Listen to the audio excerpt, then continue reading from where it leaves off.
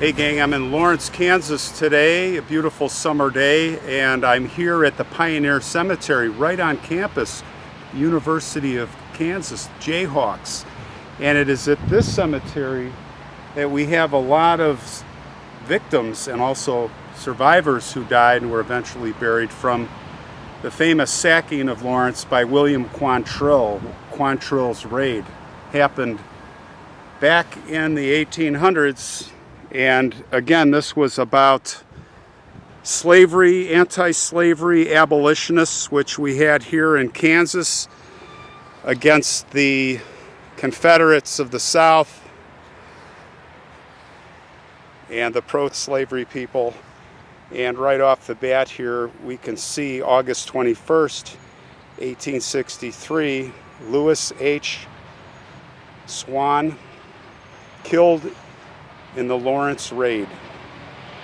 He was 31 years old and 3 days when he was killed.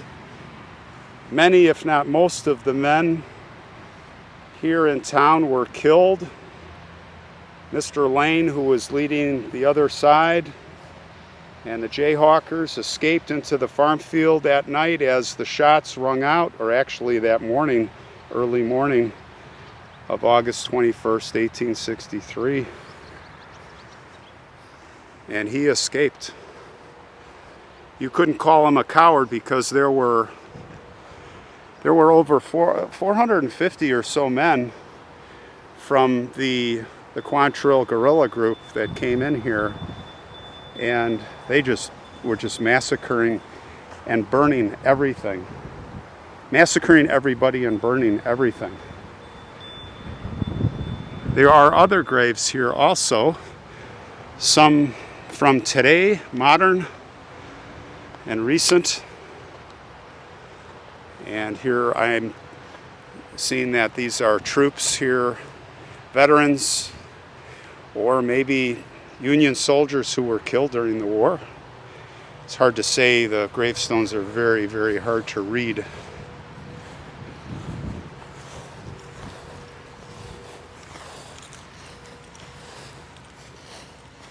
Brave men they were.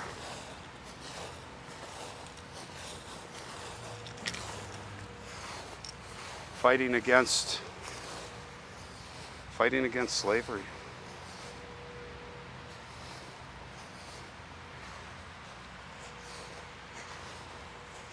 Here are some more very old stones.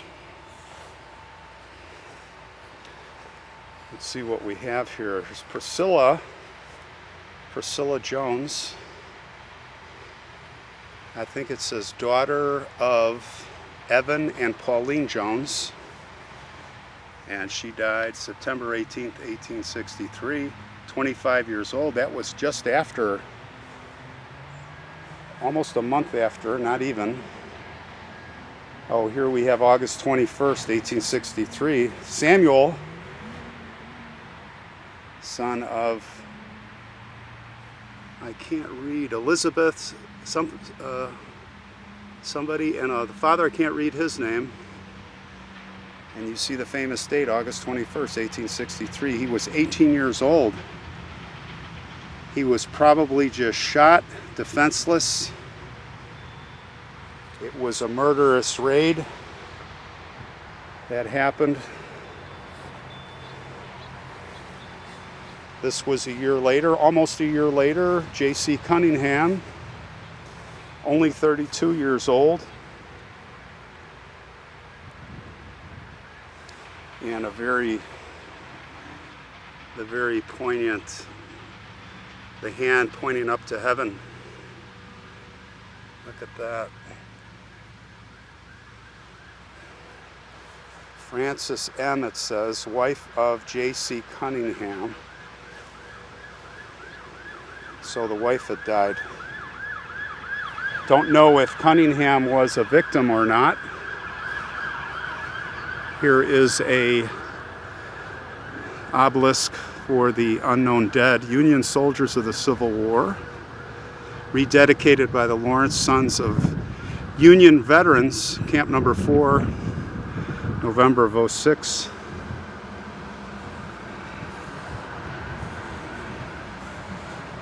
Here we have another grave.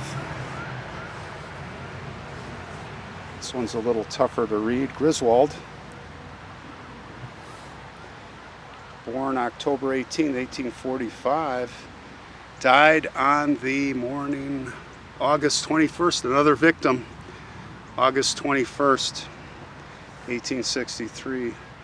So Walter B., I think it says Walter B. S. son of G and L. K. Griswold. So another victim. Don't know how old he was, but probably very young.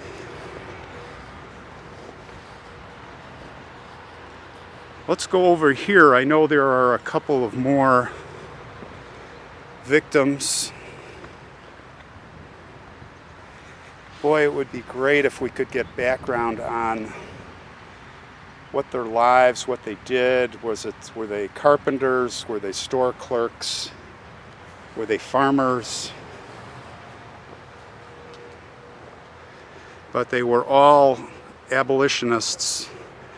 This was the Free State, and Lawrence was kind of the headquarters for the operations. And they would raid.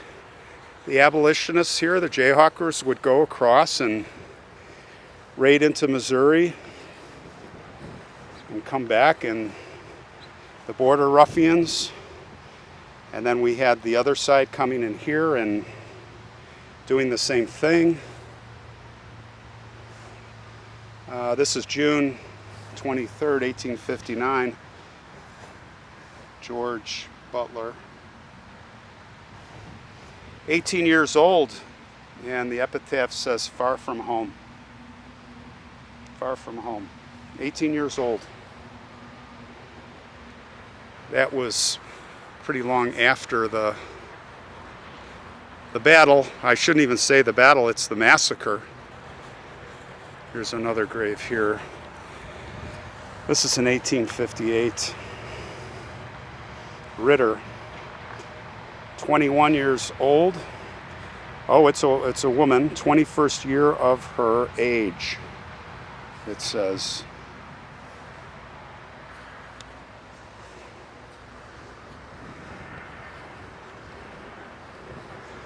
I see a newer tombstone here.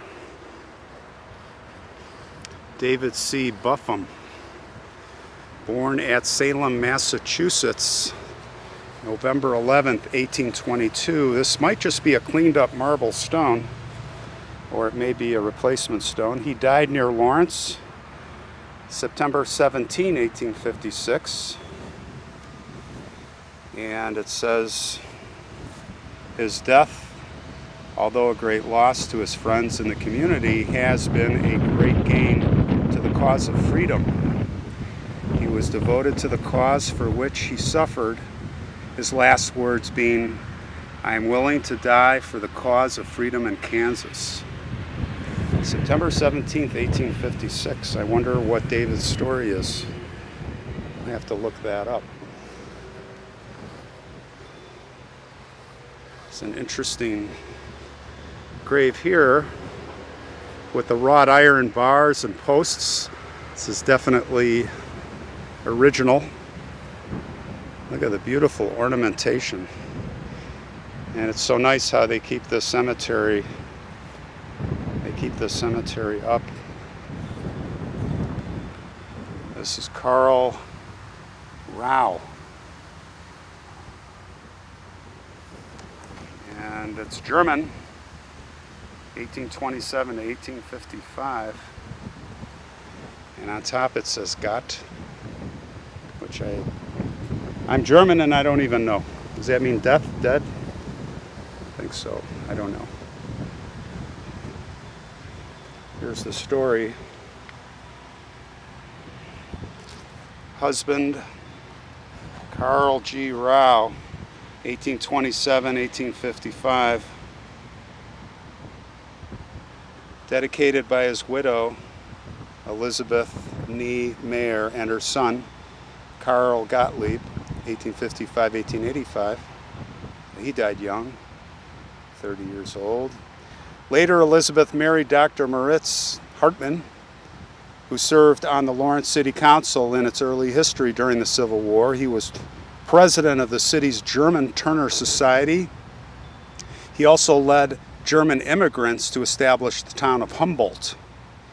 Having returned to Germany, Moritz died in 1900 and Elizabeth in 1919.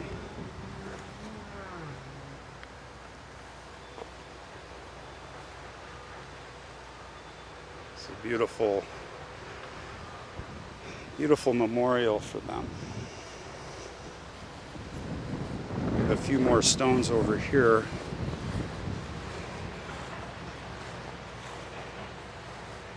Alfonso, son of W.M., it looks like, or W.H., and E. Duncan, who died July 14th, 1857, only 2 years old and 7 days. Very sad.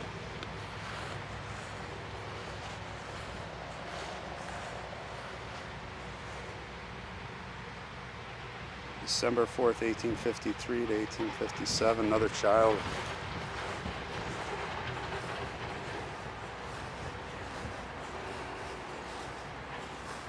(1863) death. 1858. Cannot read the name.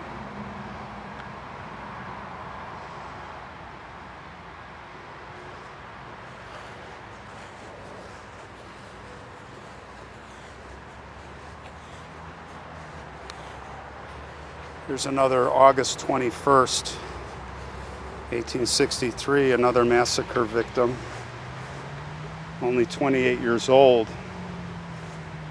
George W. Coate, killed in the massacre,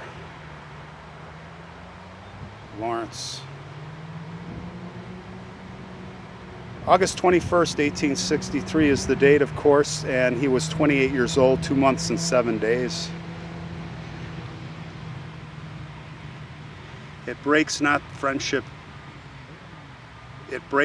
friendship's chain.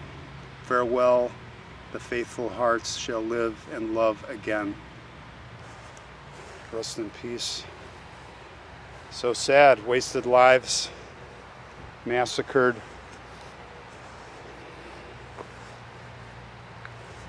J.W. Matthews died January 7th, 1862.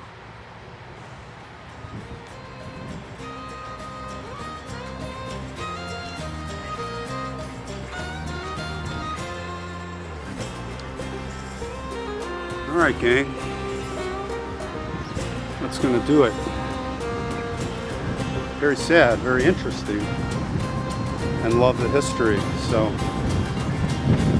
heading back home. I'll see you guys around. Stay safe, okay?